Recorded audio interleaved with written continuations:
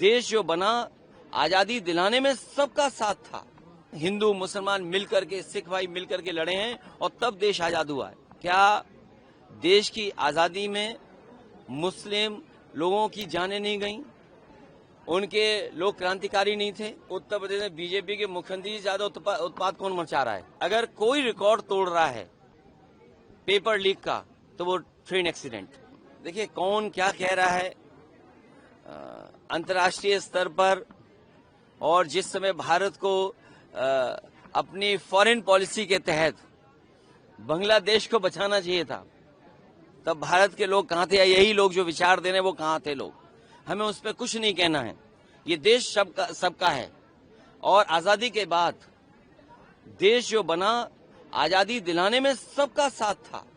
कोई ये कह सकता है कि आजादी दिलाने में किसका साथ नहीं था? हिंदू मुसलमान मिलकर के, सिख भाई मिलकर के लड़े हैं और तब देश आजाद हुआ है। क्या देश की आजादी में मुस्लिम लोगों की जानें नहीं गईं? उनके लोग क्रांतिकारी नहीं थे?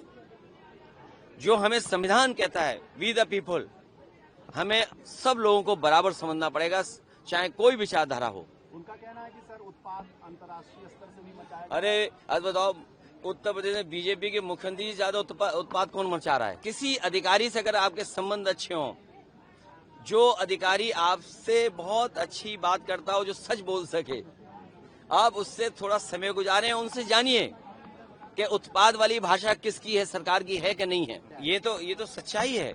जो कमजोर है उनके साथ हमेशा खड़ा होना चाहिए। सर, चेन्नई में फिर से एक बड़ा रेल हादसा हुआ है। राहुल गांधी और तमाम लोगों ने सरकार और रेल मंत्रालय पर सवाल खड़े किए हैं कि लगातार इस तरह की घटनाएं होती जा रही हैं। देखिए रेल मंत्रालय पे पहले भी बहुत उंगलियां उठी हैं। एंटी कोलिजन से लेकर के जो टेक्निकल और साइंटिफिक चीजें बताते थे कि इससे हम न केवल रेल में सुधार लाएंगे बल्कि एक्सीडेंट भी कम होंगे, और बहुत सारी चीजें उन्होंने की और लेकर के आए। लेकिन परिणाम क्या दिखाई दे रहा है? अगर कोई रिकॉर्ड तोड़ रहा है पेपर लीक का तो वो train accident. Sir, Asaduddin Owaisi ने हरियाणा चुनाव पे बयान दिया, कहने लगे कि हम वहां साथ नहीं थे तब भी हार गए। कांग्रेस से कहा है कि सबको साथ लेकर चलोगे तभी मोदी को हरा पाओगे।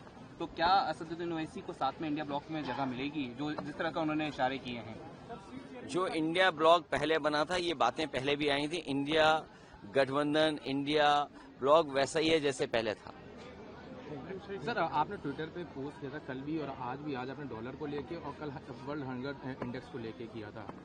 देखिए जब सरकार ये कह रही कि $5 ट्रिलियन की इकोनॉमी है और दुनिया में हम आगे बढ़ रहे हैं, हमारी अर्थव्यवस्था आगे बढ़ रही है, अगर हमारी अर्थव्यवस्था आगे बढ़ रही है तो आखिरकार हंगर इंडेक्स में हम कहां खड़े हैं?